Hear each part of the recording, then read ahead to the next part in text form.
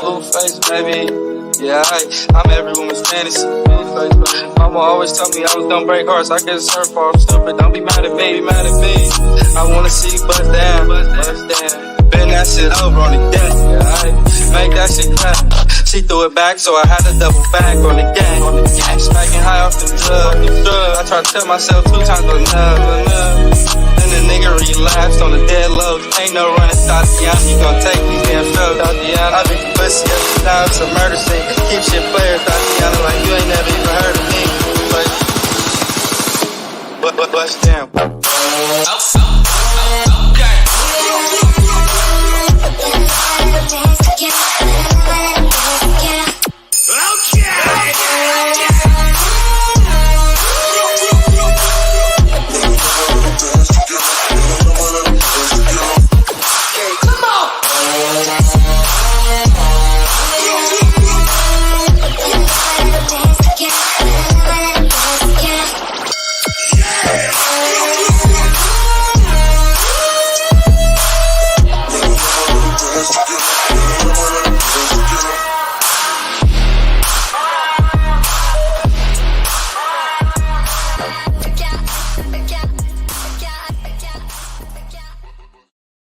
Keep shit player like you ain't never heard of me, like you ain't never heard of Desi Des, like you ain't never heard of Stephen Cushy Cush. More importantly, like you ain't never heard of John Irby. You feel me? What is cracking? My team. You there? You guys good? Can you hear me? What is going on?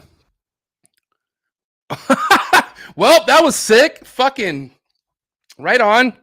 First time I ever got left hanging like that. But what is, what's good? It's not my first time going live.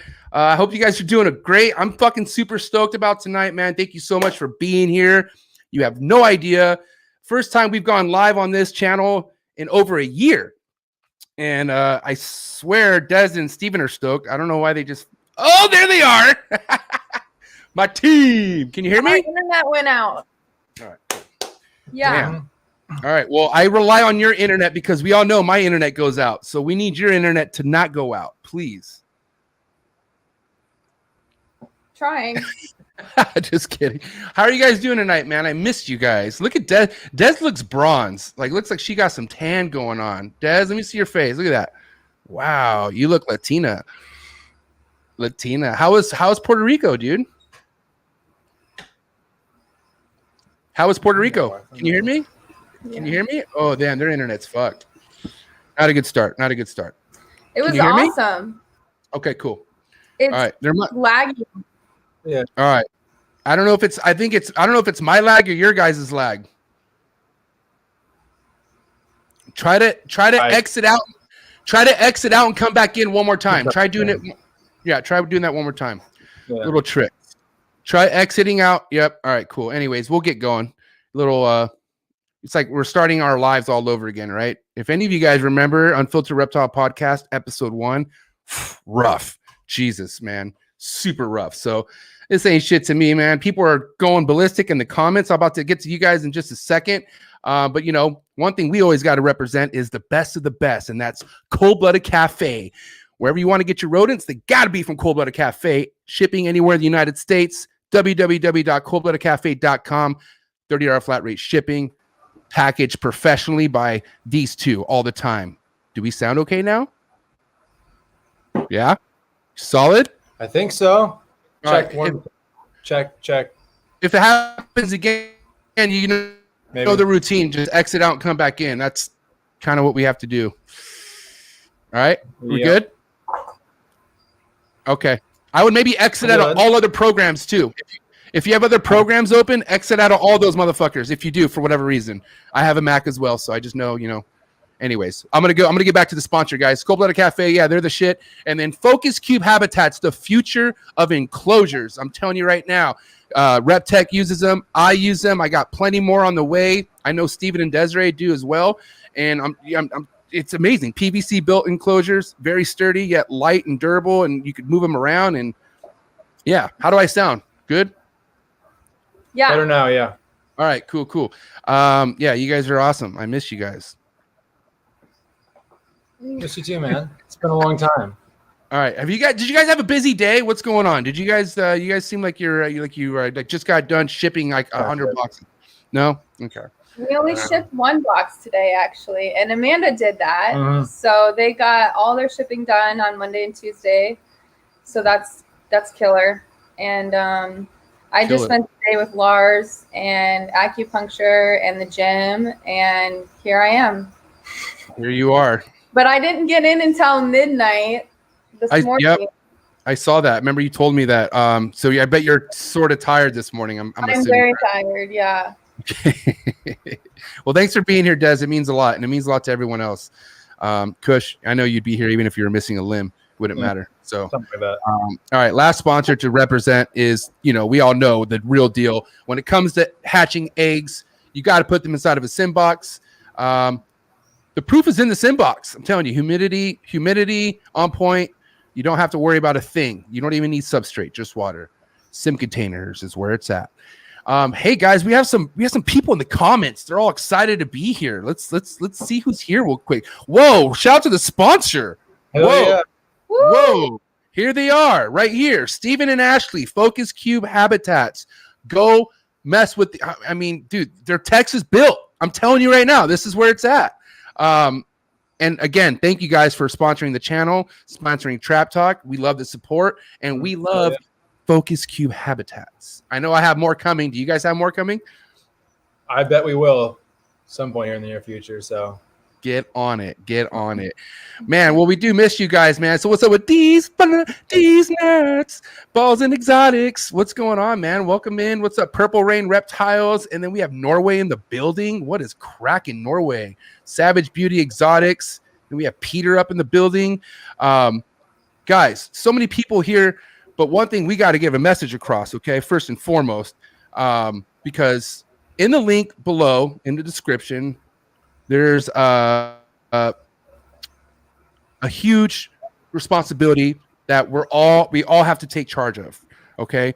And Steven, you kind of know where I'm getting at with this? Okay. Sure do. So what are we going to do with any money put in the live super chats, okay? If we get any money from the live super chats, what should we do with that money, Steven? Is going directly to USARK. So any super chats on any future streams here will be 100% donated right to USARK. 100%. And, I will have to give it to Stephen and Desiree because, it is good that a lot of people are supporting them now, but I didn't really even know who the fuck they really were until I knew how much you guys supported them because they've been supporting them for as long as I know, they've been the real deal support of USARK. So I just want to say thank you for being an example and leading the industry by supporting them so much. That's really huge, guys. Thanks. Yeah, USARK's been around for a long time, and they've been fighting the fight that we need to. And I think it's great recently how much awareness has been put forward for USARK. And there's been a rally, which is what the reptile community needs. Less infighting and more kind of coming together, putting differences aside and fighting for the greater cause, which is keeping our animals. So everyone, please, if you support USARK already, thank you very much for your contribution. And if you don't, get on the bandwagon because if you're not on the train with USARK, then you're going to get left behind, or we all will. So don't get slept on, especially with USARK. It's huge. All right. Now that being said, Des will be live and active in the live chats and stuff like that. So any super chat will be go ahead and if you have a question for Mr. John Irby or any guest moving forward, Des will go ahead and read it out, and we'll go ahead and do segments of questions on here and out. But man, what is going on with tonight's guest? Another chondro, but heavy chondro breeder. And man, mid-Atlantic Arboreals. What do you guys know about John? Any of you know about? I know a thing or two about John, but what do you guys know about John? He just has some of the most insane green tree pythons in the country. Look at anything on Facebook or Instagram, and you'll just see some mind-blowing snakes, some amazing basins, some really cool Gila monsters, which I definitely want to talk about at some point tonight. So 100%. Yeah, incredible collection. Definitely one of the best in the game right now. What's up, Bill? Yep. Bill Stiegel. Thank Bill you. Stiegel in the building. Well, since we have Bill, who's going to clearly steal the Celebrity Appearance Award tonight. There it goes. That's going to Bill. So thanks for being here tonight, Bill. But here, without further ado, we're going to drop our man, John Irby, Mint Atlantic Arboreals, because I guess what? He has that Merino bloodline too. Oh, he does. He does. And he's here. What's up, John? What's up, dudes? How y'all doing? Hi. We're stoked. Nice. Yeah, I'm happy to be here. How you living? How's everything on your end, bro? Man, life's good. Life's real busy. But it's full of all kinds of great things. So. Where are you from, man? I live in Virginia. Virginia. Ooh, East Coast. So you on the East Coast. You get their kind of weather, that cold. Yeah. Right now, it's some beautiful weather out here right now. Yeah. Okay. What's the weather? Y'all, Des, and where are y'all at? Y'all are like up in the Midwest. Yeah. Indiana. Yeah. We don't get cold like that. Oh, okay. That's a different cold. All right. Yeah, we get like 4 nice distinct seasons, but the winters are pretty mild. We get a couple of snows, just enough for the kids to go sledding, and it lasts a day or two, and then it's gone. Yeah. All right. Cool. Solid. None of that solid, like below 0 for days, or super cold stuff. Like Minnesota cold. Like damn. We don't nowhere near that. Yeah, freezing. Well, hey, John, real quick, if you don't mind, for people who don't really know your involvement and whatnot in the industry, go ahead and just give us a little brief background as far as what your projects are and what your true passions are with things right now. Yeah, man. So my primary focus is green tree pythons, and most people know me for that. And I've kept green tree pythons for about 15 years now, or maybe more. And I eventually just wanted to branch out. So I like all things, but one thing I will tell you, in my opinion, is that, to be really, really successful at green tree pythons, you do need to be at least tilted pretty heavily and focused on them. There's just something about being really, really focused on them that lets you be really tuned in. And so my collection for a long time was 100% green tree pythons, and it essentially is now. I mean, I have a pair of Basins, but it was kind of the yin and the yang thing. I just decided I wanted to try them. I had a really good year breeding green tree pythons and decided to get some Basins. That's kind of where that happened. Not just Basins though, John. Not just Basins. Yeah, they're pretty out of control. Right. I wouldn't tell my mom or my girlfriend what they cost. Let's put it that way. No, oh yeah, just. I would tell them how much. I'll tell them how much a litter would cost at some point. You know what I mean? Like yeah. When it's on the flip side, when the money's coming in the other direction. But right now, I'm like, just a couple new snakes, babe. It's good. Life's good. Funny. But yeah, and then I've always really liked Gila monsters too, and the thing about Basins that I like too, I like anything that you can selectively breed. Right. I think that's just really cool to be able to, whether it be like not so much morphs, but especially the stuff like green tree pythons that aren't morphs. It's not like a simple recessive where you just pair them up and there's a mathematical equation and you get babies, right? You just get albinos, right? I like the stuff that you work toward and gradually, over generation after generation, enhance the naturally occurring phenotypes. There are blues on green tree pythons, and then we've worked over 40 years to breed them bluer and bluer and bluer. And same thing, they do that with Gila monsters, man. And there's some incredible Gila monsters that are extremely reduced pattern and vivid pinks and stuff because, they found wild specimens that had a little pink on them, and they've really cranked it up over the years. So I'm enjoying those too. And I've got some geckos and stuff too. So. Well, why don't we start off with that? Because obviously Steven really wants to geek off. Geek up off this. So do I, because I recently inquired a beaded lizard, and I'm always asking Steven questions and shit. So yeah, let's talk about as far as how many you have in this one in particular.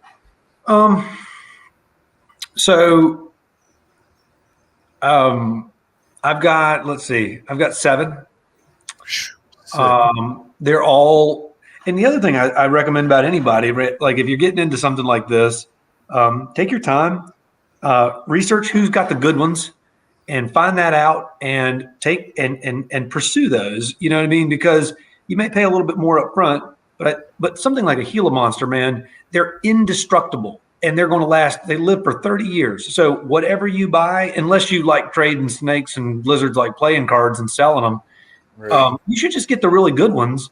And then you've got the really good ones to work with for a long, long time. And I think you'll be more satisfied long term that way. So the stuff that I keep are called Osborne line Gila monsters. He's the guy. I mean, there's another guy like Doc Seward, or Mark Seward is his name. He's got a really well-known breeder, but mine are Osborne line, Utah banded pink Gilas. And and so anyway, I drooled over them for years and kind of knew what I wanted. And classic scenario, people reaching out to me, you know, I found the guy and I bugged him for a long, long time about it. And I, you know, indicated to him that I was passionate about them and that I was a newbie and I wanted to learn, and got on the front end of the waiting list. I waited my turn till I could get top picks. And, you know, I took so like my first Gila purchase, I was talking to that guy for a long time before that actually occurred, you know? So in the Gila world, I'm a noob, and I kind of like that. That's one of the things that I've really enjoyed about the new reptiles in my life, is to just kind of enter them as a newbie, like, and really don't go on the thing and be like, well, I keep 40 green tree pythons, and don't even like preface it. Just ask really blunt newbie questions, and just kind of ride that ride, you know what I mean? And see what people, and just try to learn. So that's been fun. It's been fun to be fresh again, you know, in a section of reptiles. Now, let me ask you. Oh, sorry, hold on, Stephen. Okay. No, you go, Stephen. Go. I was going to ask you, how long have you had these Gilas for, and how quickly did you build that group up?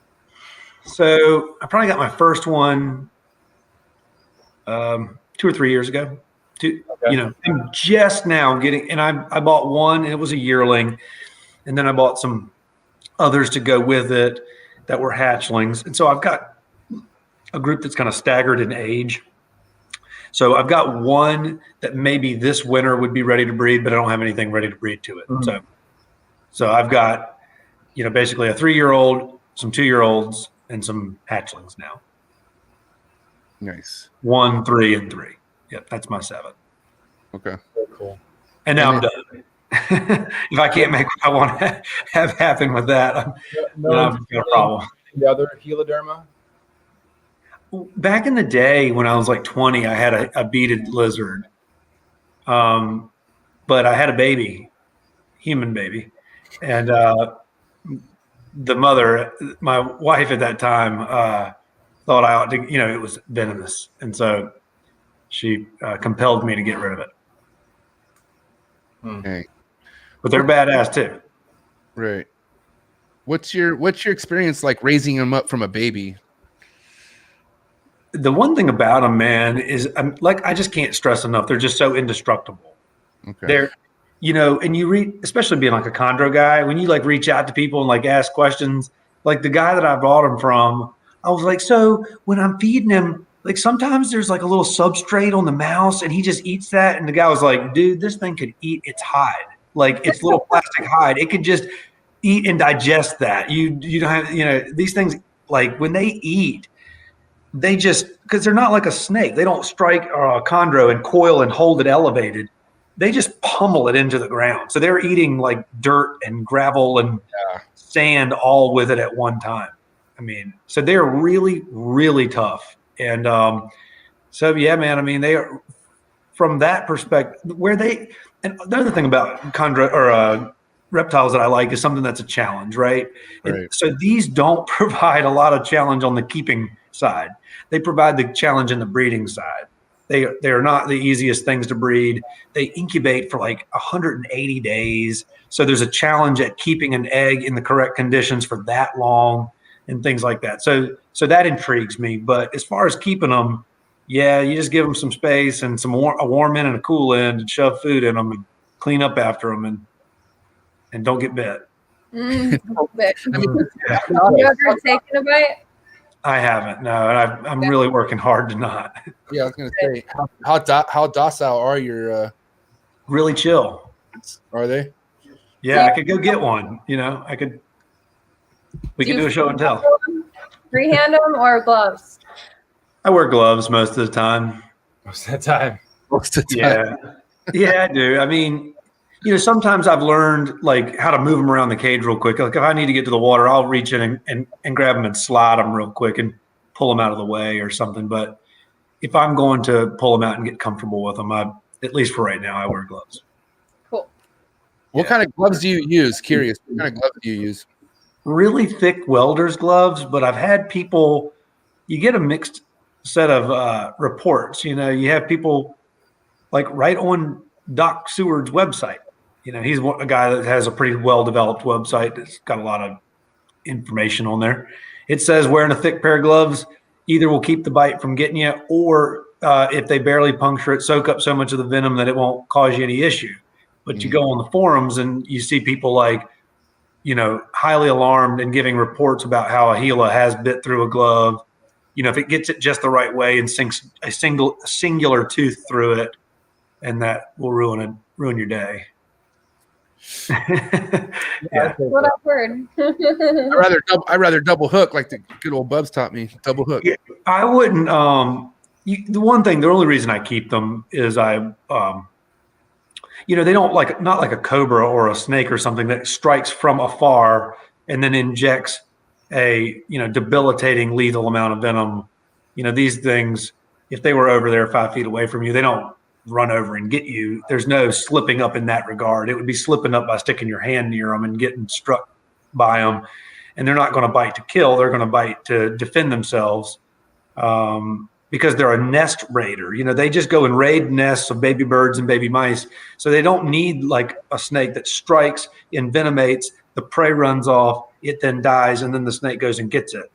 They only use their bite to defend themselves from like overhead attack from birds and stuff like that. So if you get bit, you're not going to die. And really even going to the hospital would just be a big waste of your insurance and a lot of money because there's no anti-venom or anything like that. They're just going to like keep you hydrated and soothe your pain. But you will miss some time from work from what I understand. And so that's what I don't want to have happen. I can't, been bit by a Gila monster, I need to take a couple of days off. So I can't be doing that. Well, I mean, just because you don't want to go through that either. I heard your body goes through hell for like a week or something like that. I don't know. Yeah. And as with anything like that's you can have an allergic reaction to, or that's poisonous or whatever, different people are react differently. I've heard some people, man, are really, really messed up. So. Damn, crazy. So let me ask you this, and what's your long-term goal with those? Like, what are you looking to do? Like, I mean, do you want to eventually just continue oh my God, what was the name of the line that you have right now? Their Osborne line. Osborne. Okay. Do you want to continue that Osborne line, or are you going to try to maybe create your own like Irby line at some point, or what are you looking to do? Yeah, I mean, I don't. It's kind of like the Trooper Wall stuff or the Merino stuff. I don't mind giving. I'll just continue to work it and try to take it further. Work that very same line. I bought basically my setup is is all animals that are intended to be bred together. So I got enough that I shouldn't bottleneck genetically. And that's a really another neat thing about Gila monsters is they're native to such a small geographic area, or each little group of them, that they're built to basically breed real tight. So a group of 7 you could almost go on indefinitely with, right, and not have any genetic inbreeding depression. Right. I didn't, because I knew obviously you're known for the chondros, but obviously I've seen you post Basins before, but then I didn't know about the lizards, man, the Gila monsters. That was really neat. Yeah, they're cool. Yeah. All right, man. Well, I want to get into the fucking merino line, bro. Like, let's talk about the good stuff. Like, before we get into the chondros, I want to talk about the type of basins you keep and like the quality and all that. I just have a pair. Okay. I got them from Ed. Again, it's kind of same deal, I reached out to Ed and bugged him for a long time and indicated that I was serious. And Ed had a singular female, and that's my male. Oh, that was the female. So I had it right. Yeah, that's the female. And he had that girl, and And that was one thing, you know, Ed's a good dude, you know, and I know y'all have had him on before. Ed's a real good dude. He's old school. And I mean, he kind of identifies with some of that old school logic. So he had that girl, and I said, I'll buy her, but you have to promise me a top spot. Like, if you leave me without a male, then I'm cooked, and I don't want that. And so he had the girl, and I said, you know, I'll take her, but I want a primo male to go with him. And that was how and Ed said, I get it. You know, I won't sell you the girl and then leave you hanging. And so I got the girl and then waited a very long time for him to evaluate his neos and, you know, whatever. My girl is a year older than my male, you know, so she was like a yearling. And then anyway, I had to wait a handful of months, 6 months or something. And then the male finally had colored up enough that he knew which ones he wanted to keep. And then, you know, of course, I got the male. And then I live in Virginia and Ed lives in Maryland. So he invited me up. Oh, and yeah. I went and visited his spot. And, Oh my God. yeah. So that's I mean, you're within reach. You were able to network with Ed, because I want to ask you right now, man. What I get asked this all the time, and I'm like, well, I haven't never even bought a Basin off Ed, but they are like, how do you buy a Basin off Ed Marino? That seems to be the question. You know what I mean? But you obviously answered that. Just, you know, like you said, you bugged the shit out of them for a long time. Yeah, and they're expensive, and so they're really expensive, and everybody wants, you know, everybody's got some kind of, and it doesn't really matter the category of reptile, but everybody's got a, hey man, can I pay you $12 now on a money order next week? And you know, they just got some tangled up, and so Ed deals with that a lot. So if you go to Ed and I had a really great year with Chondro. So you go to Ed and you go, Ed, I've got cash. Yep, straight up. That would increase your chances. Yeah. Pro tip. There you go.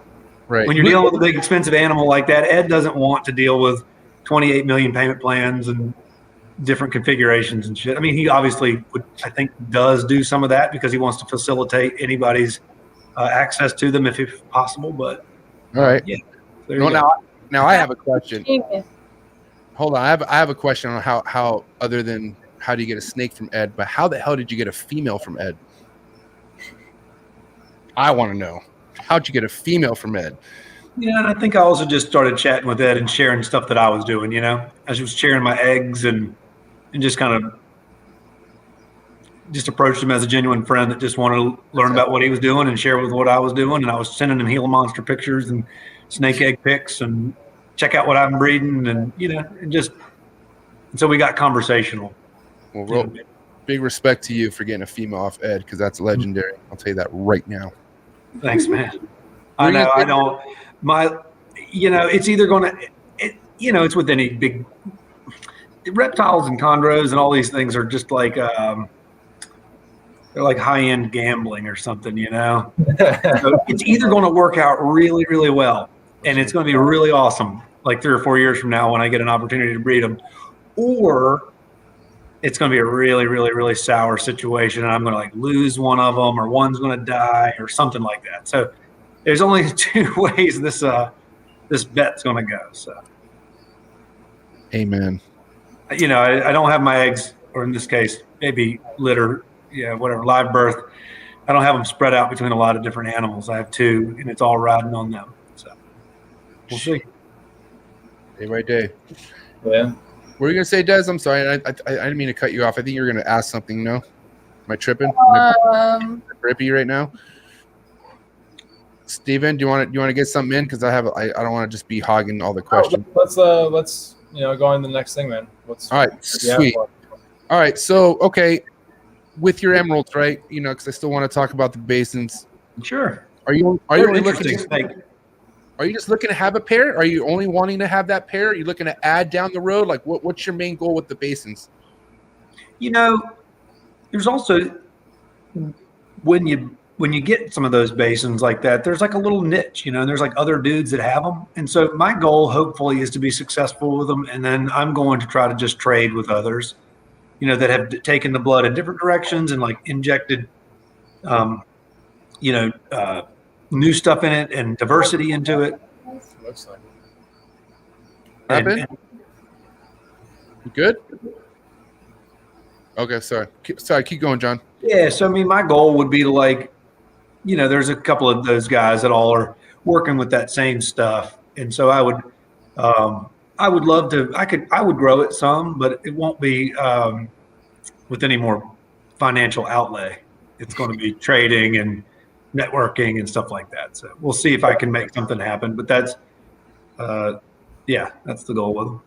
That's what I would want to do. These damn animals mean that much to me, where I'd rather just keep tabs on them like that, Yeah, and it's clearly a really special bloodline, and it's undoubtedly the wildest, bloodline, in the world, really. And so they're precious, and I hope to be successful with them. I'd like to make more of them and trade with others and make more of them for everybody to enjoy. Would your goal be to stick with Snowflake line exclusively, or branch out into some other of the lineages within Basins? I wouldn't mind branching out, but I know I've talked to Ed, and they don't really cross very well. Like if you cross the Snowflakes to like a big diamond one, or like a one with the other pattern overrides, that they, in some ways they want to revert back, so you have to pull them in the Snowflake direction. But if you ever give them a chance to go back to wild type textbook patterns, they will try to do that. Interesting. Now, let me ask you this, John. With crypto and whatnot, that regurgitation disease, like I'm sure you've heard about that, right? Yeah.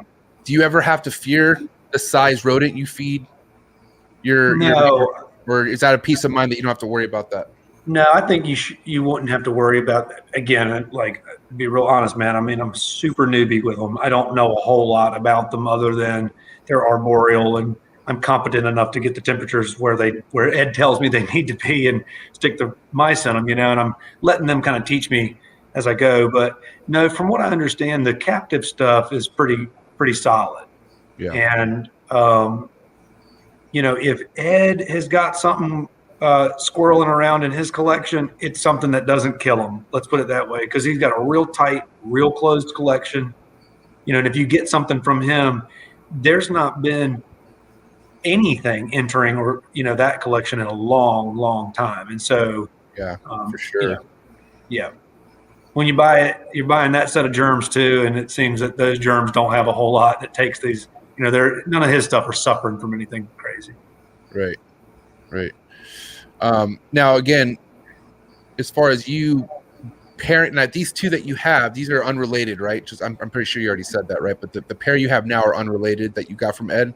No, I mean, I don't know. And I want to sit down with Ed one day and kind of force him into a Chondro-like conversation and be like, now which animal? And draw it.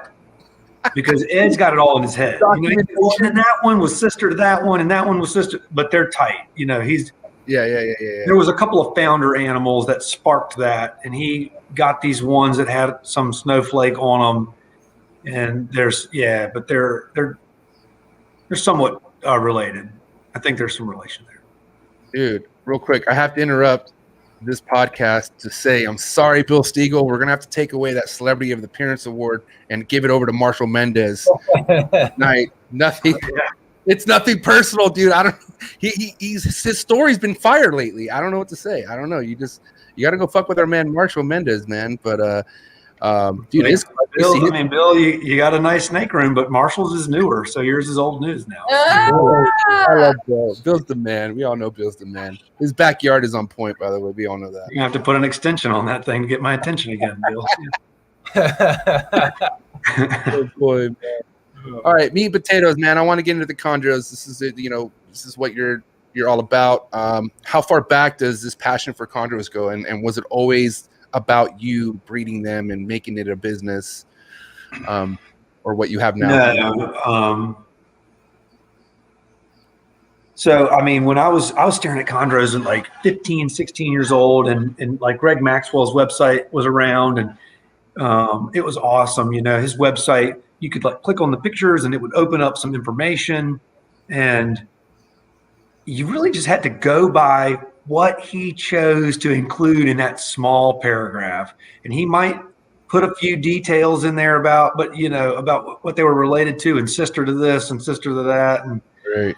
But there was a wealth of information on there, and a lot of really amazing photographs of, the early designers back in the day, like the blue, all the a lot of blue things, and, incredible high yellow animals. And Maxwell also, he hit it hard. He was going after and buying up Trooper Walsh stuff left and right and getting all the craziest bloodlines, and then mashing all those together and trying different things. And so, it's kind of like momentum builds, so when you have a collection like that, then people that own stuff like Daydream, they loan it to you, right, to breed with your calico. And then now you've got those Calico Junior Daydreams, and that's how all that blew up. And so, man, he was dropping, and still to this day, some of the wildest chondros that have ever lived. You know what I mean? There's some of his stuff is still current and as kind of as flashy as it can get. And so, staring at those websites that really and the MVF forum, and just there were so many guys there that were intellectual about it. And they wanted to learn about it. And they wanted to discuss it deeply and figure it out. And it was a lot less of the, what you see on Facebook, which is, just clicking likes and shares and all of that. People really wanted to get into deep intellectual conversations about them. And so that really suited me well, because I like talking about them deep and learning about them and figuring them out. And so, that was kind of where it got all started. And then, I went to college, and then when I got out, that's when I got my first green tree python in 2005. When I finally was done, with some of that scrambling around, being 18 and not having a stable life. But. So 2005, graduated college. What was your first chondro you picked up? It was Pet Shop Biak. Yeah, how much did you pay? What did you pay for it? Just curious. I think it was $300. Damn. All right. So prices were still importy prices back then. That's pretty. It may have been a little more. It may have been $400. Okay. But at a pet shop, yeah, that's good. It was classic. Came home, it didn't eat. Classic. And it wasn't super. It didn't have a lot of issues or anything. It wasn't, like a really messed up import. It was a healthy little farm bred baby, yellow baby Biak. But it just did the classic, stressed out, shut down. I probably put it in too large of an enclosure that had too open of sides on it, and the baby just shut down. And, I'll admit, back in those days, if you had a problem with green tree pythons, which is probably what a lot of it, which ran this guy out of the hobby, you just emailed Greg Maxwell, right? He's the only website out there, Yeah. And so I reached out. This guy hadn't sold me anything, and he helped me extensively with that snake.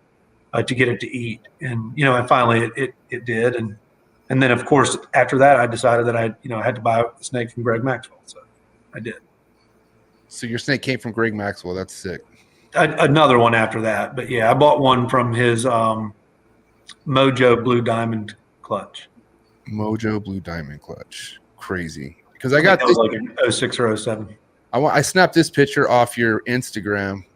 By the way, everyone go follow. Support the homie Mid-Atlantic Arboreals on Instagram. I know. I need to get on there and be more active. Well, you got some heat on there. 38 different social medias. I just can't farm them all and keep them all going. So I feel you, but come on Instagram, bro. We could use you. So come on over to Instagram. That'd be sick. All right. I'll hop on there, post a dozen things, and then run off. This was your first post that I seen, and this is just obviously jaw-dropping, need a work. So what's going on with this snake? I want to know the background on it, if you don't mind. That one is called Air Force One, and I joke around and call that one. I used to call it Trump's plane or Barack's old plane, but now I guess I can call it Trump's old plane. So anyway, that one is an animal off of an animal named Jake to a female that I own named Reba. And I bred her, or I did. My friend Christian Stewart bred her with a breeding loan that I'm doing with him with my female Reba that's at his house. And Christian and I are good friends, and so that animal was a really small, bumpy clutch, and it just didn't go very well. She had a rough run. She's actually gravid right now, and I'm hoping that we'll have better luck with her.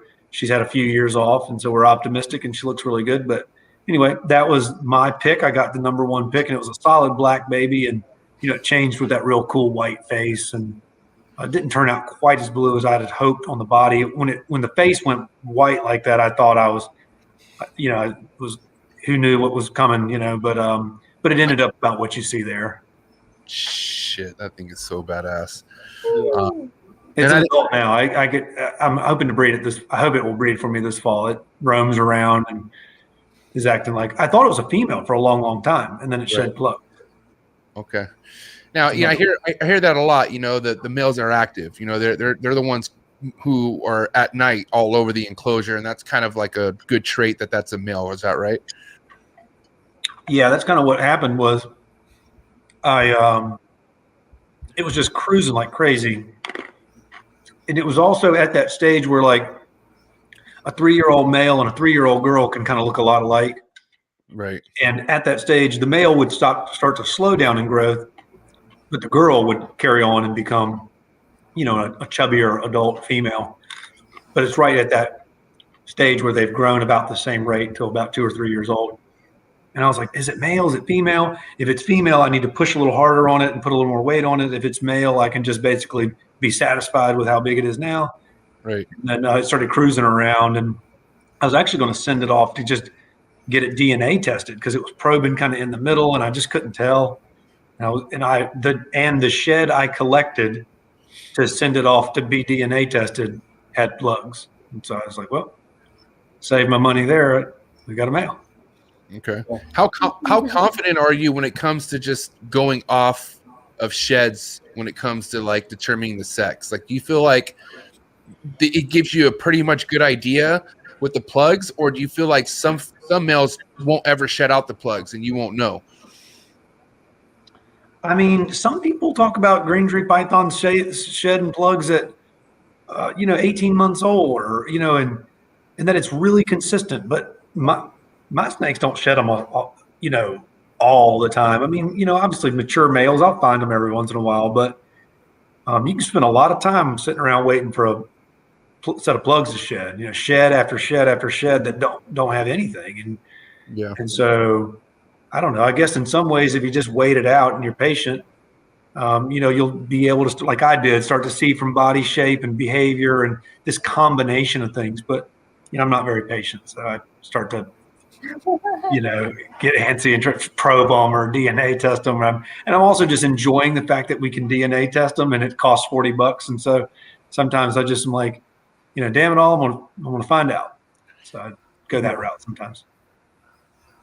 What is your outlook when it comes to someone? Because I mean, it's no secret.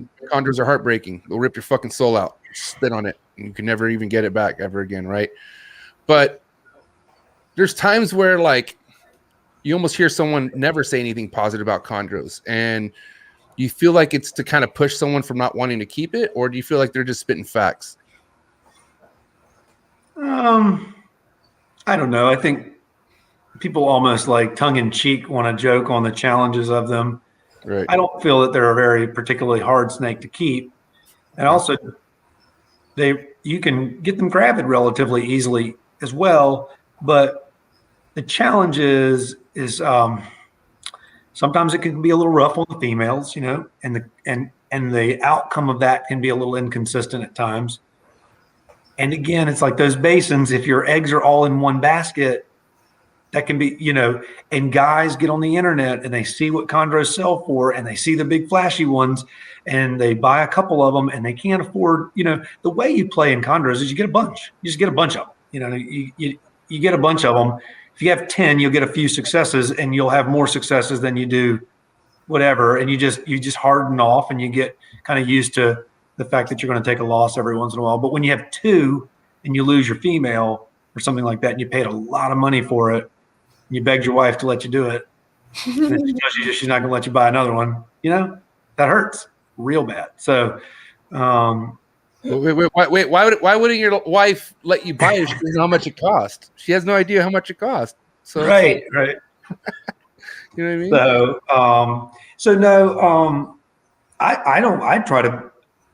I'm not secretive at all. I really actually tell people all the time. I'm willing to share with you everything. The craziest thing about it, though, that I think is really cool is I'll tell people that I will share with them exactly how I do it, and then they'll just do something else. So it's almost like I could just go on here and just tell you everything about what I do, and they'll just go do whatever they want anyway. And I'm like, so it's like, you don't risk. You could like fly a plane over with the secret if there was one. That's why I don't have patience with that. Yeah, no, I think I'm going to do it a different way. And then they boggle it, and you're like, okay, whatever, so I don't know. Does it ever make you kind of lose hope a little bit about new chondro people that you can give them all this advice and they still will throw them in a big exoterra or something?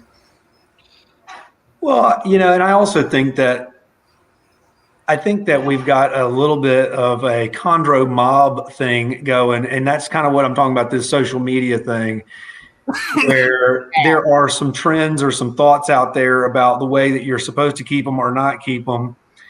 And, people will run off the deep end, and it's like, if you put a chondro in an exoterra, like it's going to die instantaneously.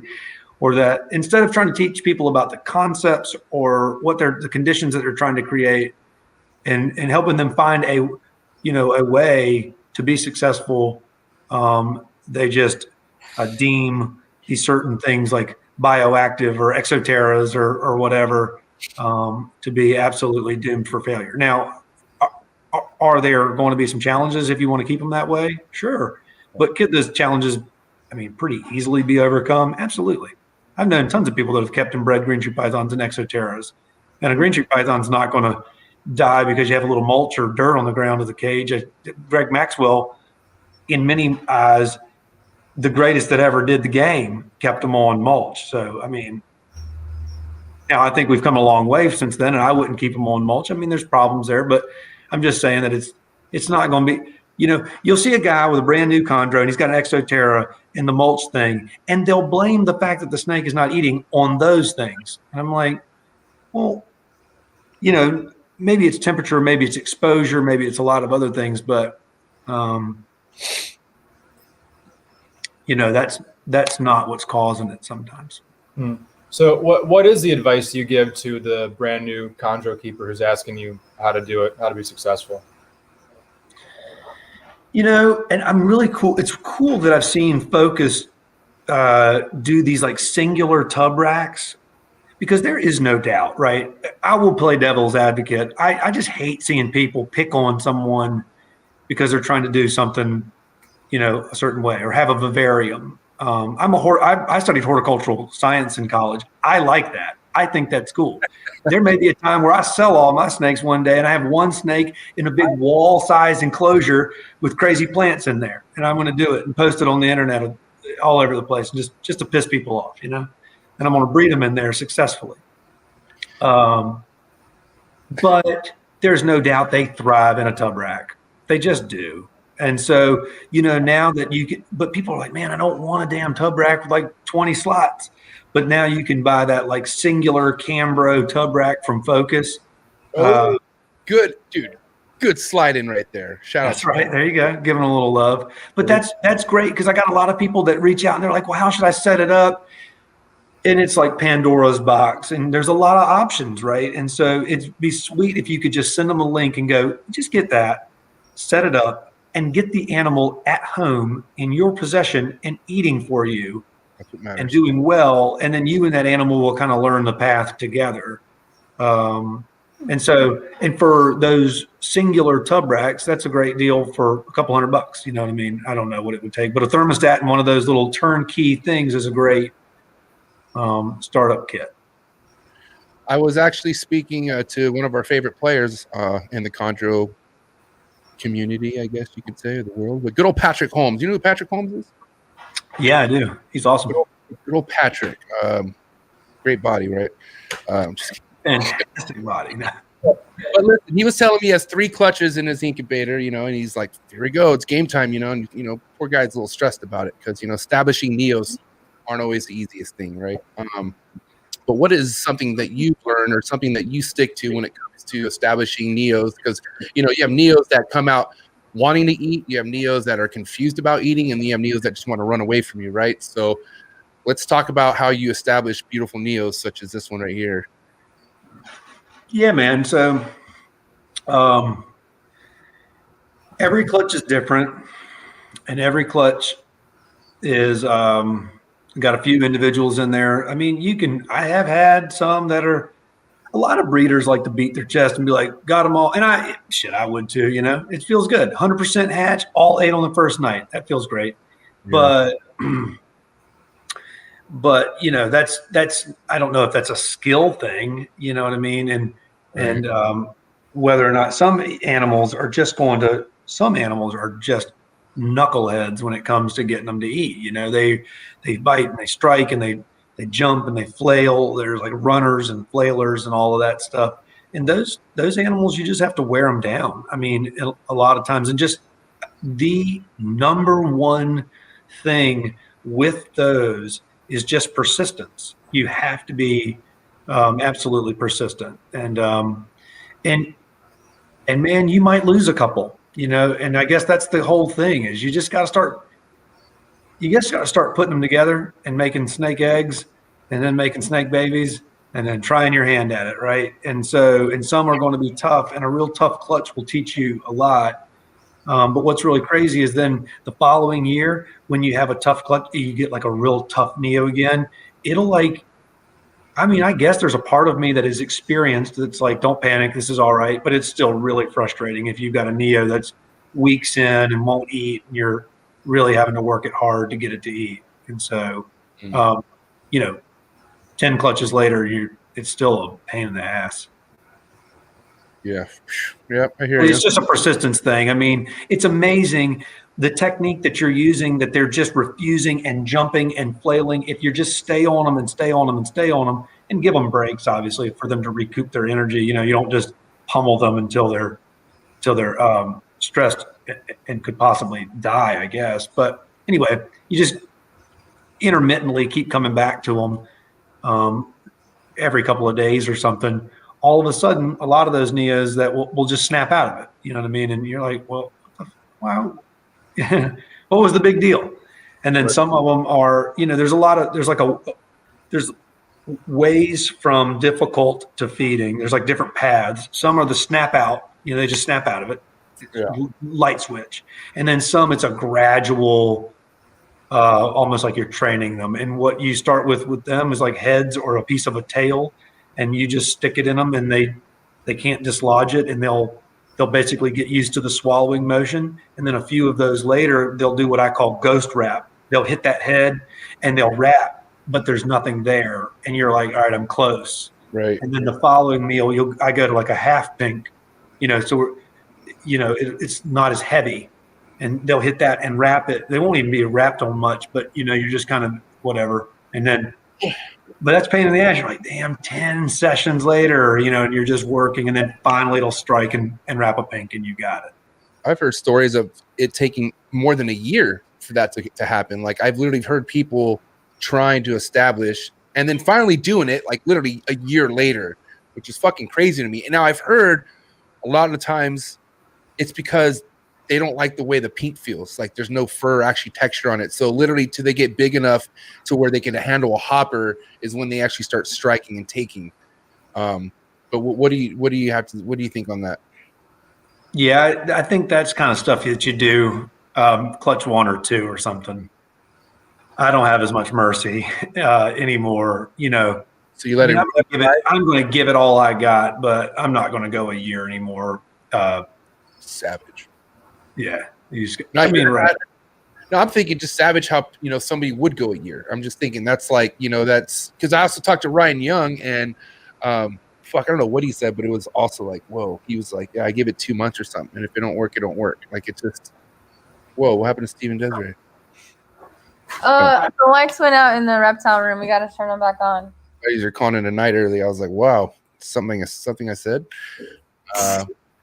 No, but listen, I hear you, man. I've never seen you like this, Dev. I'm just fucking around. Dark. I do feel though it's like it really comes down to luck. I feel like almost, I hate to say it, but like it all comes down to how those snakes come out those eggs, and some are gonna make it. And good feeders do seem to breed good feeders. Getting good feeders. And so I really try for my holdbacks, pick a combination of, I want some good looking ones, but I also want some that fed real well, because I just want to perpetuate that trait into the next generation. Okay. But yeah, I mean, I've got a friend of mine that I sent a snake to from like one of my first clutches, and, they were really, really, I had a couple of really tough ones in there, and I ended up trying every trick in the book and then assist feeding them and all this stuff like that. And eventually I just got so tired of doing it that I sent it to him, and I said, I'll send it to you and you can just have it for free and whatever. And he's like, okay, great. And he got the snake, and it had a lot of size to it. And he's like, man, I thought you said this thing wasn't eating very well. And it was like such a pain in the ass and whatever. And I look at its feed card, and it's got a ton of meals on there. And I'm like, oh, I shoved every one of those down its throat. Every one of those meals. And so, but heck, you get a little bit of that experience, and that's the other thing. People are like, you see that like it's like folklore or whatever. It's been around the block. A saying that you handle green tree pythons, babies like they're tissue paper. Like wet tissue paper. That's how people described it. Right. Well, yeah, sure, but then you can also, you beat the hell out of them with pink sometimes, trying to get them to eat and shove stuff down their throat and stuff like that. So, yeah, dude. And you know what's funny? I'm glad you said that, because I learned that myself with the. I only had one hatchling last year, but he was a fucking sprinter. Motherfucker would just run away, right? But I was so delicate in the beginning, and then I talked to Bill, I talked to Socrates, and a couple other people, and they're like, "Dude, beat the shit out of it with it." And like, sure enough, like that seemed to do a difference. But like this motherfucker was just so bad, like just. yeah. And I'm talking about like he's out the tub, and I'm like, just so frustration with it to the 10th power, right? Yeah, you can be in a situation where you can't see how you're ever going to get it. You're like, yeah, I don't see a path that I'll ever get this to eat. So it's funny you said that, because I was literally just like, what I was like you. I was like, what? I was like, this is, I'm doing everything people are telling me to do, and nothing's working, right? And I'm about to pull my hair out. I couldn't. Your wife walks in on you and she thinks you're insane. You're in there like cussing it under your breath. I don't even think we said goodnight to each other for like over a month, because like I was always there at night, and she would wait up for me as much as she could, and then I'd come in, she'd be passed out. Thanks, babe.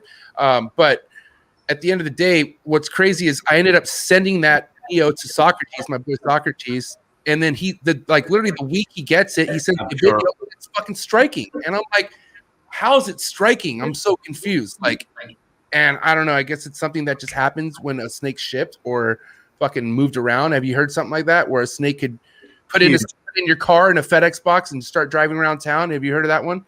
Oh yeah. Well, I've heard that, but I definitely know that you can ship a snake to someone and it just shut down, and it has nothing to do with technique, because I've had it happen to me. It has nothing to do with wiggling the pinky right or whatever. It's no trick. It's the animal has just gone through a transition stress, and it's just like a light switch. It's just off. And I've had a snake shipped to me, and from a great breeder, a friend of mine, and I was experienced, and I couldn't get it to eat. And at some point, I just reached out to another friend of mine. And I was like, you just take it for a little while, because I've got a lot of money in the snake, and so I'm stressed, right? I'm freaking out. And then, so I took it over to a friend's house, and he put it in his tub rack, and it ate in a week. And he didn't do anything other than just presented a meal. And so, and I've shipped them a snake, and they shut down, and like the snake not eat for them for 5 months. And they ship the snake back to me because I just want them to have a good experience. And I'm like, all right, we tried everything, and they ship it back to me, and it ate a couple of days later. And then I put a little more size on it and ship it back to them. But, it'd be easy to be like, yeah, you're a noob and you just don't know what you're doing. But I've had it happen to me. I've had it, so. I've yet to hatch one even though it's only 2. I've yet to hatch one thriving savage ass neo chondro. Both of them have been just little. I take that back. No, dude, I forget. Chapo, the original Chapo, took his first 2 meals and then he died. So no, I take that back. But the second one, the one I had to send to Socrates, god damn it. I was like, how do people do 15 of these? How? Or like fucking, you know what I mean? Like 10 or even 5 of these. I'm here for 45 minutes and it's running around my room right now. Like this is like I give a lot of people props. I give Patrick props, Bill, you, Socrates. Like, man, that's like so much tedious concentration. And like I get it, but man, like I really just gave up on Chapo. Our Chapo 2.0. I was like, he's running away from me every time. What am I supposed to do? He just dips out. But Socrates got him now, and I'm like, he's doing good things with him. So it's crazy how that works. Yeah, once you relinquish ownership of him, he'll go back to eating for somebody else. Once he breaks your heart, and then you give him away. I told him, I was like, that's not even my child. I was like, your boy gets to rub in your face, like, look at your snake eating dog. I was like, don't send me that motherfucker back. I don't want nothing to do with him. Keep him. Obviously, he don't want to eat with me, so fuck him. I don't want him. I'm just kidding. Yeah. I do miss him. Yeah, no, I've been in there. I've been like, real tempted to throw one across the room, I would too, but that's my only one, so I can't. Right. If I had like 10 or something, it'd make sense, but no. How many clutches have you produced where it's like yellow and red, or like? I've never produced a yellow neonate. Whoa, my bad. Woo. No, I mean, I'm sick. Just because of my founding stock, it's all, and it's all this dominant red stuff. I probably have some animals that could produce their RY, what I call an RY. I don't know, but I don't pair them in ways that would allow it to happen. You know what I mean? Because I'm always just pairing a flashy male. Like I've got some females. Let's say I don't know if my female Womena is dominant red, but I always put her with males that are. Right. And so whatever. And I've got one female that was sired by a yellow male, but I bred her to like Soul Train, and he's a dominant red male. So, I'd have to put some thought in it to try to find my most likely RY male and put him with my most likely RY female. And I guess I've just never, that has not looked like a good pairing to me or something. I love the name. Whether it's blood or whatever. I wouldn't mind producing some yellow neonates. It just hasn't happened. Let's talk about this pair real quick, because this is just Jesus. Yeah, that's the female. She's got a yellow neonate sire, and so that female, for sure, if bred to the right male, would produce a mixed clutch. Got it. Okay. So she is off of a yellow neonate sire bred to Soul Train's sister, and then that Soul Train breeding her. So that's his niece, and he's breeding her. Wow. And that neonate that you used for your thumbnail is their offspring. Jeez. That one. I produced a little clutch from him. I don't think I'll ever get to produce something like this. I'm doubting myself, hoping like I do someday. But Jesus, this is just like, this is the dream right here. I just can't. Yeah, and then I had them DNA tested, and that little one is a female. I can't wait to raise it up and see what it does. Wow. Dang. And Bill's listening, and I sent Bill a mail that was I know, cancel culture, Bill. That's so Bill, good one. I sent Bill a male from Soul Train that was a really solid black neonate male. And I have produced 3 or 4 like really super low pattern black neonates but they've all been male. And so I was like, man, I would love to breed them together, regardless of what their adult looked like or regardless of whatever, because, you can selectively bred the neonate appearance too. You breed big diamond neos to big diamond neos, and you get. So I've always wanted to do like a black patternless one to a black patternless one, just to see if you get a whole clutch of black patternless neonates.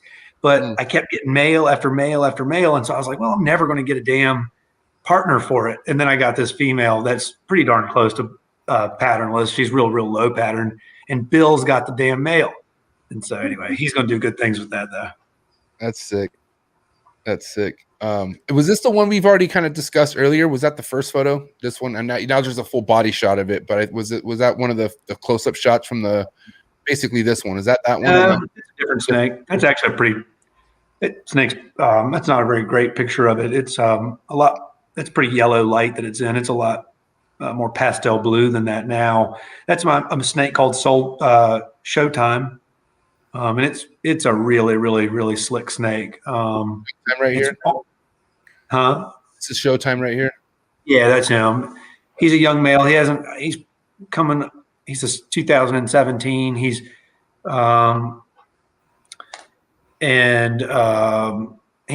sides on him are incredibly white, and that green on him, like I said, is much more blue than that. And he was just some snakes have it all, right? They're good looking. He was the best looking neo, in my opinion. He was an instant feeder. He was an aggressive grower. He just was a champ, and so he was a very clear holdback in all regards. He wasn't. Some of them look real good, and you're like, man, but you are a pain in the ass eater. And the only reason I'm keeping you is, but you look good, but you're troubled. He's not troubled at all. He's a thriving, big, healthy, badass snake. So I'm glad to have him. Sounds dreamy. This one right here, geez Louise, holy mackerel. Okay, yeah, that's I call that one Lady Frost. That one is off of a male called Frosty. And Frosty is this super blue male that is, in a lot of people's eyes, one of the best or the best super blue male that ever lived. Certainly in that top handful category. And that's a female off of that male and bred to this female called Lucy, Lucy was a bluebird grasshopper female, and she was a sibling to the snake that produced the Godiva clutch with Sky. And what's really interesting is that snake and Air Force One are somewhat related. Air Force One has got Lucy's sister in its pedigree. So all my stuff is intertwined, man. It could be confusing if I explain it in too much detail. I'm just loving the names, bro, to be honest. I get a lot of joy out of coming up with funny names. I would hope to God I get to pick names someday. That's so cool. I would really put a lot of thought into it and definitely shock the fucking industry with the names I would pick. Yeah, dude, it's fun. And what about this one? Can we talk? Because I could see nothing but blue in this one right here, and it's not even in the daylight. Daylight usually you could show any kind of blue in a snake, but this right here is not even in the daylight, and you could see a lot of blue already. So, talk about it if you don't mind. Yeah, that one's called Banjo. Banjo. Yeah, and it's kind of a play off of bluegrass music. So Banjo is produced by Dave D, and he's from the sire is a blue deuce little Stevie male that Christian Stewart produced, and then and the dam is a Sky Topaz female, and it was a little clutch that Dave produced, but in some ways it was one of Dave's nicest blue clutches. They're essentially all, it was 6 animals and they all went blue.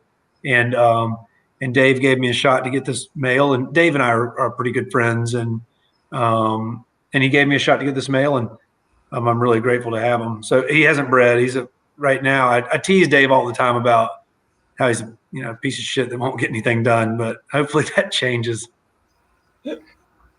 David D, another heavy hitter we've had here on the show. Shout out to David D.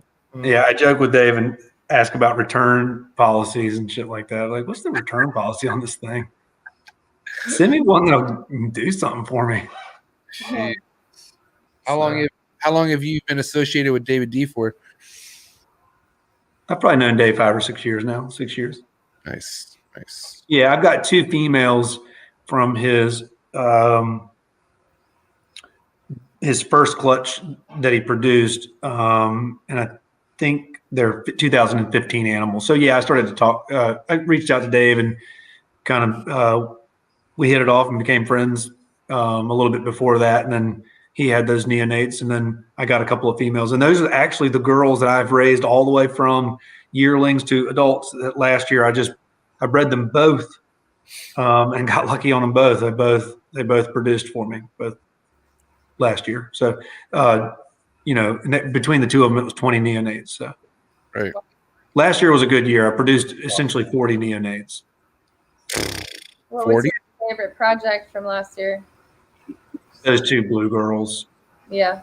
Yeah, and I bred them both to my male wrangler, and I just thought that was really cool to breed the same. Their sister clutchmate girls bred to the same male, and I switched him back and forth, and he got them both gravid, and they both laid like a week apart and they hatched like a week apart. So it's been just really neat to watch them because they are essentially in alignment, going through their color change.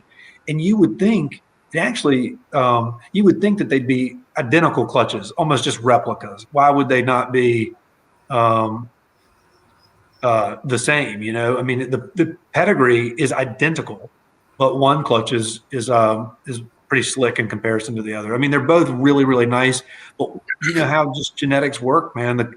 The stars aligned with one of them, and it's going to be a show-stopping, really insane clutch, and the other one is going to be really nice too, but not on the same level. So, are you selling any of those babies? There it is. Yeah, I will be this summer. They're coming up on a year, and I've just been wanting to watch them go through their color change. Okay, well, holla. Yeah, guns in the. I want to see them go to the right people. I get a lot of, because of social media and the way that works. You get a lot of exposure, and I get a lot of people that reach out to me, and I want to help everybody, but at the same time, I want to see my snakes go to good people that'll really treat good. I know. I'd be happy to sell you a snake. Yeah, we just got a few pairs going right now, but really trying to get into some babies. Get a collection going again. Yeah. Yeah. Yeah. I wouldn't. Yes. I'd be happy to. I've got a female, and that's just the way it goes. Like the year before in 2019, I had one neonate. I had single neonate. I still have the snake. And then the next year I had essentially 40 neonates. And then this year I have one female that's gravid. And I hope, and then Christian, my friend Christian, has a clutch that's a female that might lay. We're really hopeful. So basically I have two hopefuls. I had no eggs on the ground yet, but only one clutch in-house. So we'll see if that pans out. Oh, yeah. When was the last time you brought a new snake into your collection, like chondro-wise? What was the last chondro you had? I bought some Biocs like 4 to 6 months ago or something. All right. Sick. Who'd you get him from? Let me guess. I wasn't the last. I think that Frosty girl was the last snake I bought. I say snake. I bought the Biocs too, but I'm talking high end, big snake, big investment level snake. That's the last snake of that caliber I've bought. But at the same time, I also love Biocs and Bioc outcrosses and stuff like that. And I get tired of seeing Patrick with all these like 900 Biocs, and he's always got like 40 pairs going. And I'm like, I want some Bioc females. Damn. And I like message him, and I'm like, man, you should like send me one of those females, wink, wink. And he's like, nah. And then, he's like very resistant. And so I'm like, well, damn it, I'm not going to be able to pry one out of him. You're like, damn, dude, you got 40 of them. You should part me with one of them. I'll send you a baby. And he's just been resistant. So eventually I said, well, I'm just going to just get my own, And so I bought a big handful of farm bred ones from Ryan Burke. And so slow road, but, I got him, and I reached out to him a long time ahead of time and just said, man, I'm looking for girls, and I want a bunch of them. And that way, if one of them turns out to actually be male, I don't have my dreams crashed, So I said, they were cheap enough that I just bought a handful of them. So, and I'll pick out whichever couple of them that I like the best, and then maybe sell the others or let Christian take one of them or something, and breed it to something. I don't know. Yeah. All right. So I'm glad you recently added something, so now we can talk about nidovirus. Like, what are your protocols, and what do you do to like ensure that you're not going to fuck up your collection with nidovirus? So I am pretty strict about stuff like that. I wear gloves. I do the whole gloves, the hand washing, the hand sanitizer. I use separate tongs for everything. You know, I work my collection in groups.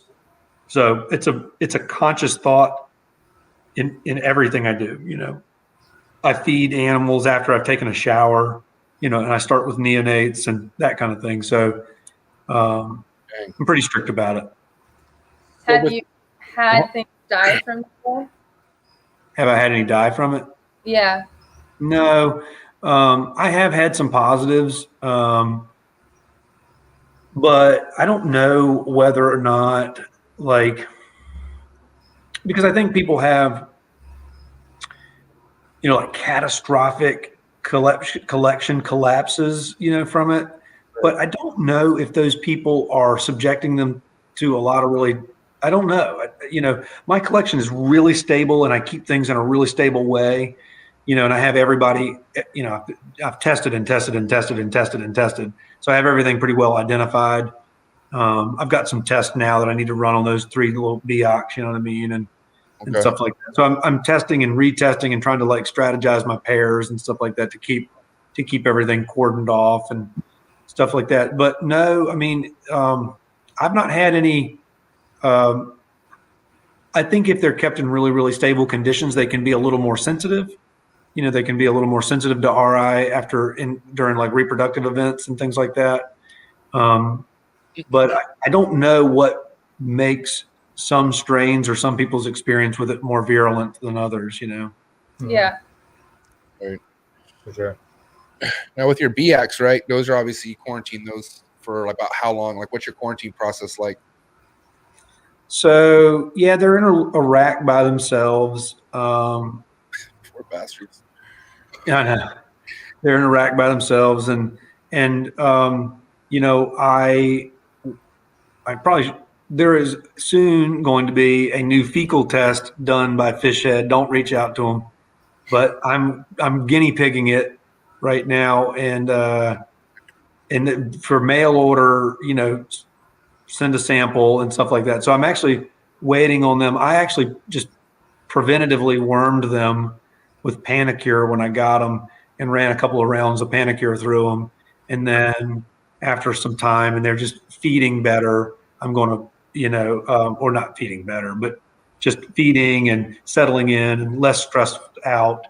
I am going to I'm going to nido test them and send a fecal sample in and just make sure I got everything when I did worm them, and then just make sure they're nido free. And, you know, I don't know, at that point, everything is in my opinion, like 100% quarantined all the time. Like I never touch that snake without gloves on and those tongs. And so even after it is deemed nido free after a test or 2 or 3, and, you know, I've done a fecal test on it, I'm not going to like all of a sudden start touching it to other snakes or something. It will forever, the only time it will ever make contact with another snake would be, you know, when it comes time to breed the snake. And so then that leaves, you know, you've got your I don't know, your chain of contact is trackable. Like I know that snake has only touched that snake and that snake has only touched that snake. And so, and then you start to identify like groups. You're like, all right, well, that male has bred those 2 girls and he's getting a little older. And, you know, even the snakes that are testing clean on nido and doing whatever, sometimes it'll be like an older male. Like I wouldn't pick out my oldest, most been around the block male and then breed him to my young up and coming 4-year-old fresh girl. Right. I would ideally like to I'd like to breed her to a virgin male that I produced myself.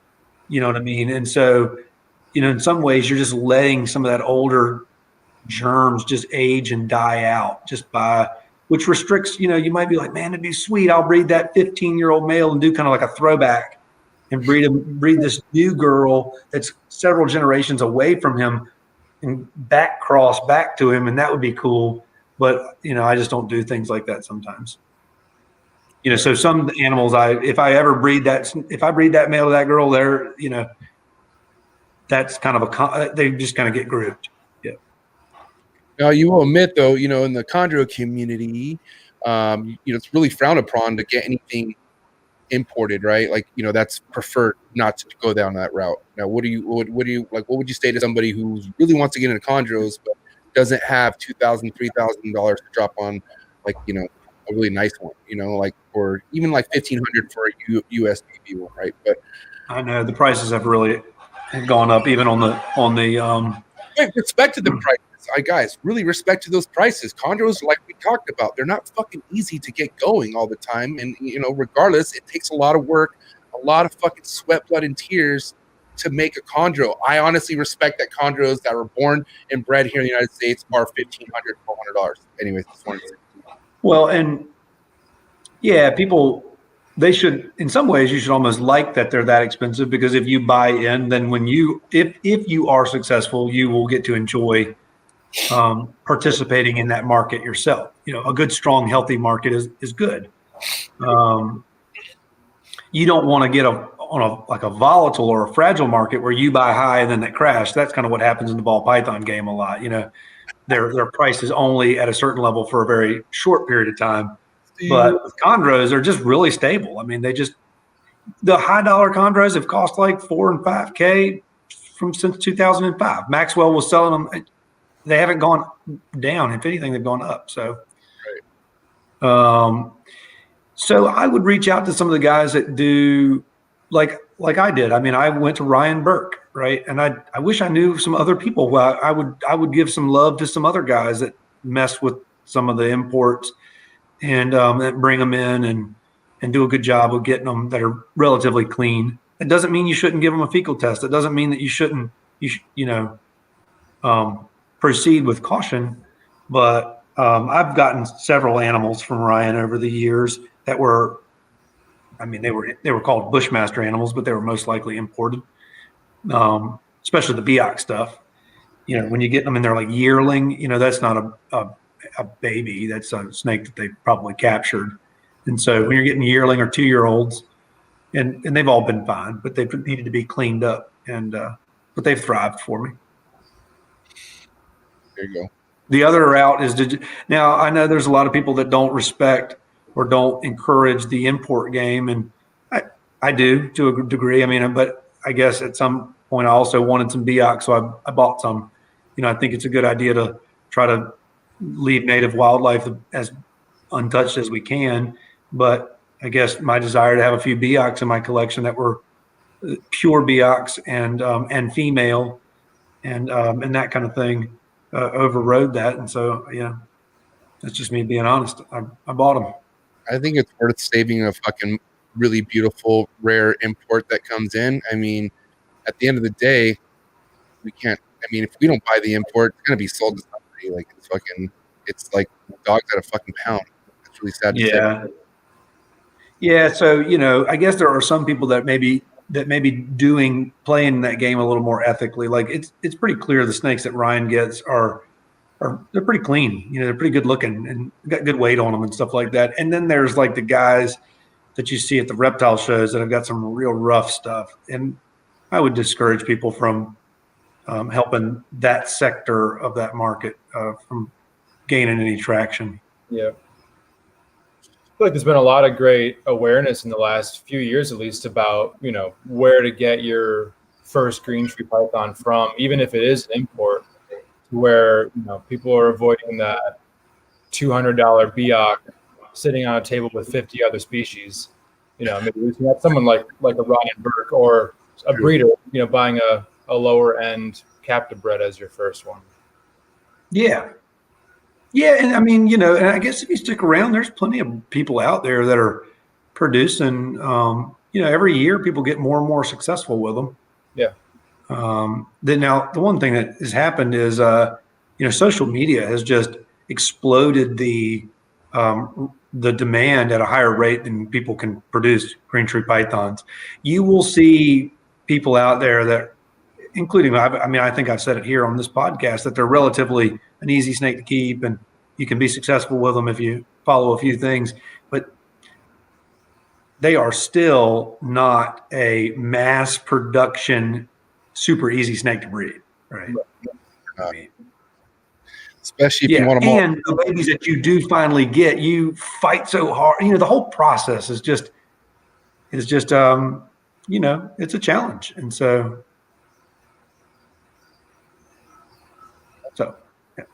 yeah. They command a good price. For a reason. Yeah, for a reason. John, my next question for you. Spraying, not spraying, right? That was another confusing thing in the beginning for me. You had people like swearing not to spray your snake. You should never spray your snake. And that's a bad shed, just soak it. It's kind of just, I'll scratch my head about that. But, then you have the others saying, well, yeah, it's of course soak your snake or spray your snake. And where are you at with that? Like, what do you do with that? I spray a little bit. And I spray, my snakes really live essentially dry most of the time. But, I spray a little bit right when they clear up, right before they shed. And that's really mostly for an insurance policy. I'm sure that most of them would be fine. But sometimes when life is busy and I'm scrambling around and I'm doing my job and doing all the things I can do, and and the snake room is particularly dry in the wintertime, no matter if you're running a humidifier or not. It really comes down to, I don't have the time to do a lot of soaking, and I also don't like to do a lot of snake touching, hence the nido and things. I like to minimize. I'm not like one that's like, let's hold all the snakes. I try to reduce my interactions. I'm always looking for ways to touch them less. Because that's where you spread the heebie-jeebies around. That's when the bad stuff happens. So I try to touch them as least amount as I possibly can. You could feed them, for example, you could feed them small mice. You could feed them mice like once a week. You could feed them a 20-gram mouse once a week, or you could feed them a 40-gram weaned rat every 2 weeks. And so, there was a trend in the hobby that went toward like small, frequent meals. Well, that's just a lot of interacting. That's a lot of washing of the tongs. That's a very high maintenance way to keep them, Whereas I think that in the wild, they actually eat a big meal and then they go chill undisturbed for a long period of time. You know what I mean? They eat a big meal. And some of that field research has indicated that they probably eat about once a month or something. And so I feed real big meals less often. And of course I change water once a week, but I don't, I just don't want to interact with them that much. And so I don't want to soak them, like those rain chambers. I think that's really cool. And I would love to do that, but that freaks me out. I'm like, that's a lot of water. It's putting a snake in a box. That's something I have to sterilize and have to touch, and it's like splashing water everywhere. That just seems like a really great way to transfer some stuff around. So I will say though, that heavy ass type rain activity is really good for an emerald that needs a shit. I'll tell you that. Well, I was going to say, so my emeralds, they don't seem to get the same nido as the snakes, and there's some species specific traits about these viruses and stuff like that. So anyway, and the emeralds are really slow metabolism, like really slow. It's crazy, man. They shed really seldomly. They eat and hold their poop for a long, long time. And so anyway, Marshall and some of these other guys, they take them outside and like put them out on like some kind of rack or something, or like whatever, and then spray them with the water hose. And so I'm looking forward to summertime. I want to blast mine with the water hose. Yeah. But I'm also scared doing that too, because I fear that a hawk, have you ever seen an owl swoop down and grab something? Yeah, I had a rabbit last summer, and I almost had it like perfectly on my story. It was like Natural Geographic. It's so crazy. Literally scoops it up and like takes it to the tree, and like then takes it to another tree. And yeah, anyways, that could definitely happen. If an owl or a hawk was in a tree, you wouldn't know he was there until it was too late. He would be up there watching silently, and he would swoop down, and there'd be nothing you could do about it as he flew away with your basin. So I'm a little bit nervous about that. Yeah, it'd be expensive meal. I go outside with my snakes in my hand, and I take a picture of them, and I go back inside. But I'm not about like, going to set one over on a rack out in the yard 30 feet away from me, and then I'm going to go sit in like a lawn chair and like squirt it with the water hose and like just, I don't know. I'm a little nervous about that. It's like 8 feet. Crazy. I'm all about eliminating variables. I just, that'd be heartbreaking. Right. Okay. All right, wrap up with our man John. Who wants to go first? I will. Do you like to go out in the wild looking for snakes? Sure. So I'm not like a traditional like herper that goes all the time, but we hike and we bike and we get outside all the time. And I've got a 10-year-old daughter. And so when we spot them, we're always kind of hunting around looking for them. And I'm giving reptile lessons to her and teaching her about stuff. I was doing that in Costa Rica with my friends, and just like, keep your eye out. Like anywhere we were going. We saw a lot of lizards, so that was cool. Yeah, you saw some cool shit. Yeah. Yeah, I really want to go to Costa Rica. We're taking a big trip this summer to Yosemite, and that's kind of like all the cash we got. But after our next summers or whatever, our next vacation, I want to go, I think, to Costa Rica. Yeah. Is that really incredible? No, I meant to say Puerto Rico. Oh, That's right. Is Puerto Rico cool? Yeah, Puerto Rico was really cool. We were in Isabela and San Juan. That's awesome. Yeah, I've gone through Puerto Rico on my way to the Caribbean and landed there and gone through the airport and like flown over and like looked down, but and spent some time in the Caribbean islands, but never any time in Puerto Rico.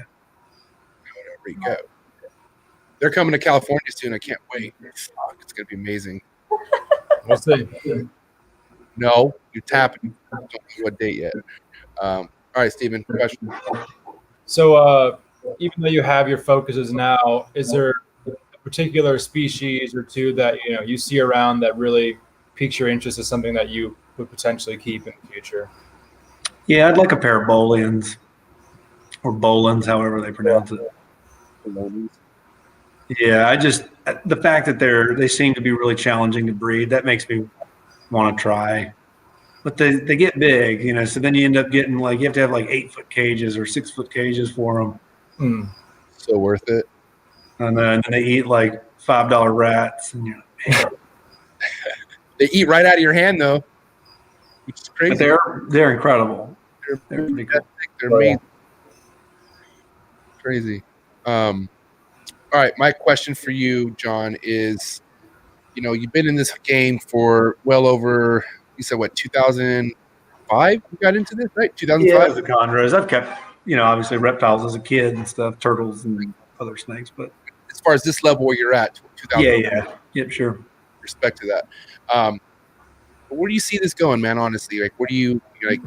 Where do you see the future of chondro keeping, the chondro community, and like that kind of stuff?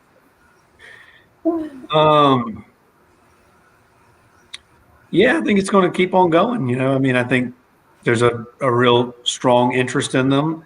I think that people will continue to discover new combinations that make really neat phenotypes pop and whatever. I think we'll eventually have legitimate morphs show up like albinism and things like that. And then that will be able to be combined with some of the more selectively bred phenotypes that you see out there. You'll be able to see like, what would a melanistic snake with the, albino look like, or, some of that might be cool. And so, yeah, I think that chondros are so incredibly variable that it's like a continuum. It can just go on forever. Yeah. As far as their coloration can go. And that's what's really cool about it is they're challenging. It's never ending. The history is really cool. And so, there's a lot to learn about, and it's a really active community. And again, because it's challenging, you got to kind of be a pretty sharp keeper. And so it's a group of sharp keepers that want to discuss things and love history about snakes and love all that stuff. And so it's a great community to be a part of. Hell yeah. Mm-hmm. I have to ask another one, which is, I could have sworn Des was going to ask this, the third, like, classic number one question. But who are your mentors, man? I got to know, like, who are, like, the mentors for you? I mean, Greg Maxwell, I figured, because, so, given nothing Maxwell, Rico,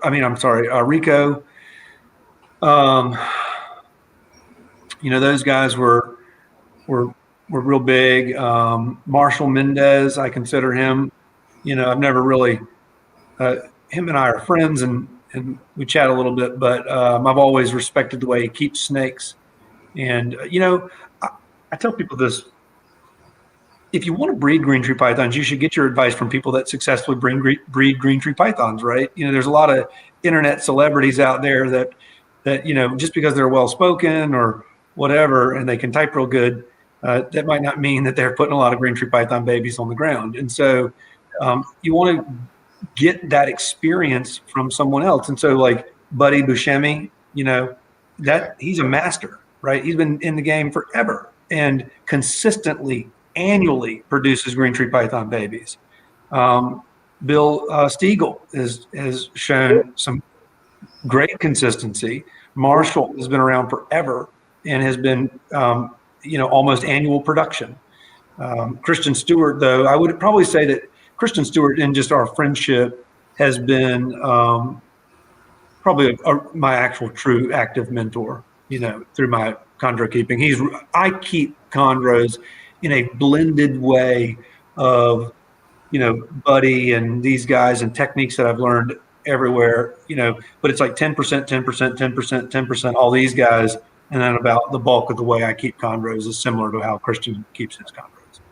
Not gonna lie, John, might need you on that assist for Christian Stewart. Okay, let me know. We need him for this. We need him for this channel. He's on our list. Oh yeah, he's tough to get him to break out of the shell. Listen to his homeboy John Irby. You know what I mean? So we'll see what's up. He's got a lot to share. He's definitely one of the most in tune chondro breeders out there as far as just understanding. And at some point, that's kind of what I'm like. Patrick Holmes, for example. We talked about it that back in the day, it's not that Rico had 100% success. When Rico would drop like 10 clutches a year, but he was probably pairing up like 20 things, or 30 things, who knows, right?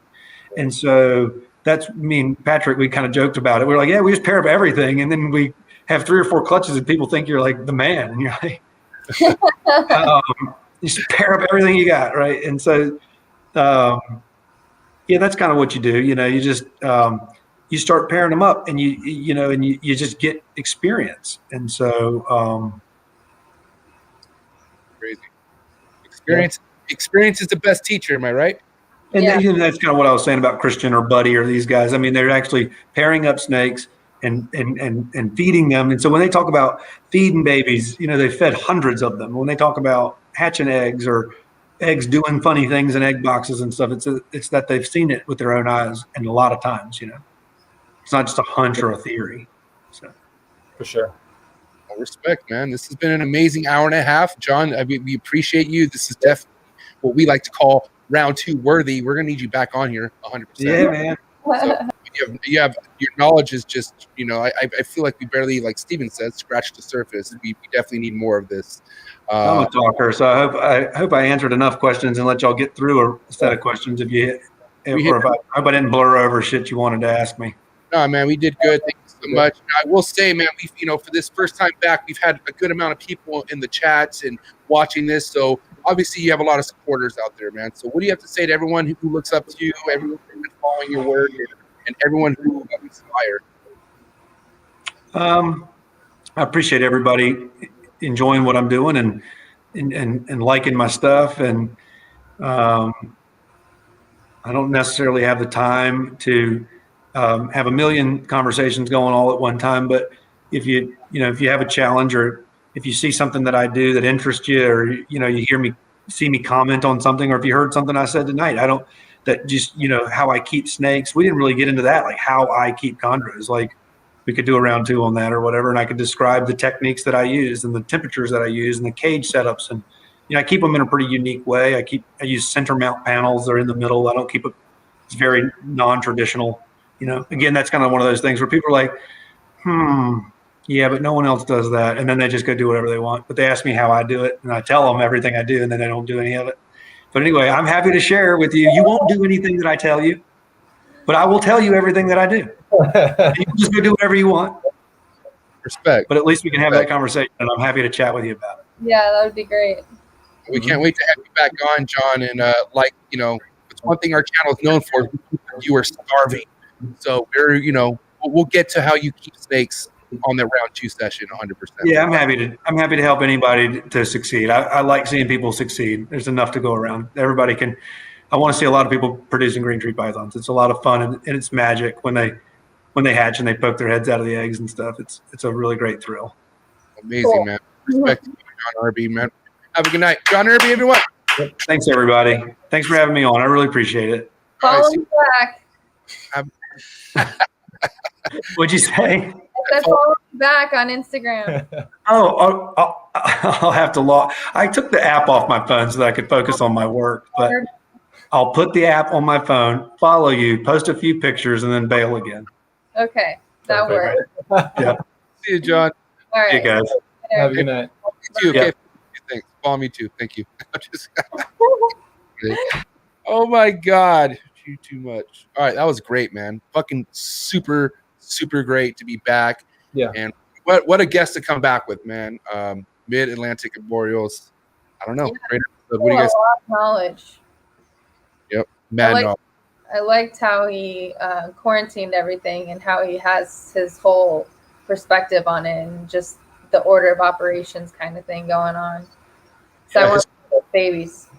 His quarantine is always quarantine. That's how he said it. Like basically everything he has is already like quarantine. It doesn't change. So that's your safest bet, right? What other route would you want to go? So, what do you think, Steven? Yeah, I mean, it was a great episode, man. You can tell that there was a lot more that was left to be said after the hour 40 minutes. So we always like to kind of leave the episodes like that, leave a opportunity for more cool stuff in the future. So he'll definitely be back on. And there's a lot on green trees that we covered, but I feel like there's a big section of it as far as the very specifics that we haven't covered yet. And I think there's a lot of great people that we have to. Yeah, thanks, Jay, for the haircut. Jay came in the clutch like 3 hours ago. So, I think that we're kind of getting a lot of these guests on here the first time doing overviews and then dive back in, and we're going to get a lot more technical in the future. So I think we have a lot of good stuff coming up. Yeah, you just can't be giving the people everything all at once. You know what I mean? We got to spread it out, just like that Ed Marino round 2. You guys don't know when it's coming. Nobody knows when it's coming, but it's coming. Round 2, Ed Marino. But yeah, man, good shit. Again, my bad. I guess you have to activate the live chats. My bad. Or the super chats, and I didn't activate it. If anybody, I'm a read. If anybody is like, yo, I wanted to donate to USARK, man, donations at usark.org, at PayPal. Shoot whatever you can in the message. Just put ERP for Unfiltered Reptiles Podcast. Let them know that this is where it came from. And then the next episode and moving forward each episode, I'll have them activated, and you guys could just shoot over whatever questions to Des and super chat that shit, and then we'll ask. We need some questions in the chats, guys. Yeah. Des is super on that shit. So, Des, if you don't mind next time, too, have your phone. That way you can be fucking, like, really up in the chats. You know what I mean? I couldn't get the chat to work. Oh, well, then. That's why I have it on the laptop. But we'll have this both figured out by next week. All right. Listen. Figure it out. All the comments were banging. They're all positive. Let's keep it going. We will be going live next Wednesday with, don't worry about it. But yes, it's going to go up. It's going to go down. So we appreciate all the support. Make sure you support USARK. We have a Patreon page. If you want to support this channel further than a subscription, check out our Patreon page. We will be doing live soon. Once we hit over 10 Patreon members, Steven's doing special lives. Desiree's doing special yawns. I'm going to be doing special. I'm just kidding. We're all good. But yeah. Need to sleep tonight, girl. But yeah, man. Oh, one other thing, real quick. I do want to say shout out to Desiree for coming on Trap Talk 2 weeks ago. Hey, man, we had a great time. And honestly, Des, you killed it. So if you guys want to check out that episode, I totally forgot too. We haven't been on since Steven's show happened too. So both their shows, they were both on Trap Talk, separate. And I'm telling you right now, they both killed it. So go down to the link below, check out their episodes, and get to know them more, man. These are my people. I love them. So get to know them more. And thanks, man. Support RepTech, support Cold Blooded Cafe, and more importantly, support. Yeah, Focus Cube Habitat. Woo! Oh, USARK! Jesus Christ! Oh my God! Okay, never mind. You guys have a wonderful night. Friends. The lag was real. The lag was. You left us for a solid